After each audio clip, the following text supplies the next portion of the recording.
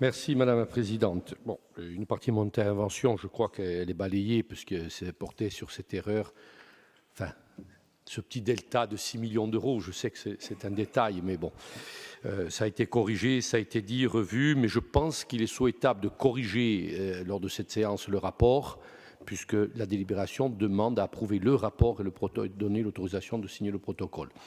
Je pense que c'est utile. Comment ? Bien. Voilà, donc ça, ce serait une bonne chose de le faire. Donc évidemment, même si nous nous sommes abstenus sur la PPE, vous le savez très bien avec les réserves que nous avions mis, notamment sur la sécurisation de l'approvisionnement en électricité pour la Corse, nous nous étions attachés à notre centrale à 250 mégawatts qui nous mettait à l'abri jusqu'à la nuit des temps. Aujourd'hui, c'était un troc qui a été fait pour 112-115 mégawatts en compensation de ces 200 millions d'euros concernant la MDE et la sortie du gaz. Je ne reviendrai pas là-dessus. Mais sur le papier, cette reventilation de ces 200 millions serait une bonne chose.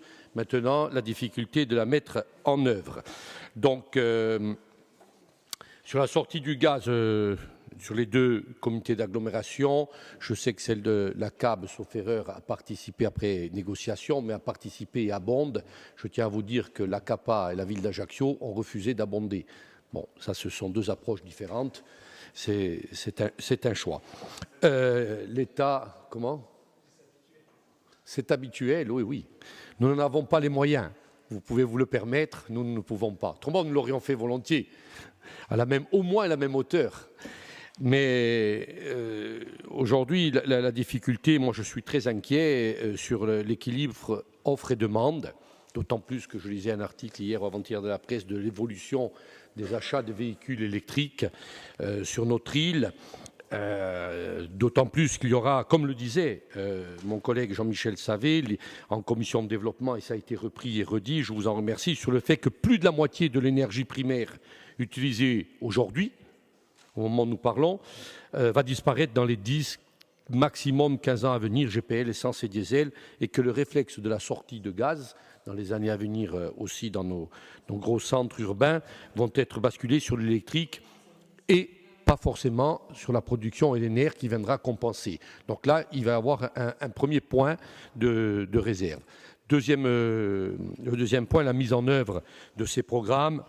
La formation, nous l'avions déjà évoqué, les entreprises, sachant que quand même il n'y a que quelques cabinets en Corse spécialisés en la matière. Donc là, de l'ingénierie qui risque de manquer à nos entreprises à un moment donné. Alors il faudra aller très vite parce que quand j'entends parler de 15 et 20 millions d'euros par an, il faut les consommer. Il faut les consommer, il faut pouvoir les consommer. Je ne doute pas qu'ils y soient, qu'ils soient présents, il faut pouvoir les mettre en œuvre. Voilà, pour terminer sur cette intervention et vous dire qu'évidemment, nous voterons, puisque la PPE a été approuvée, nous voterons sur ce protocole.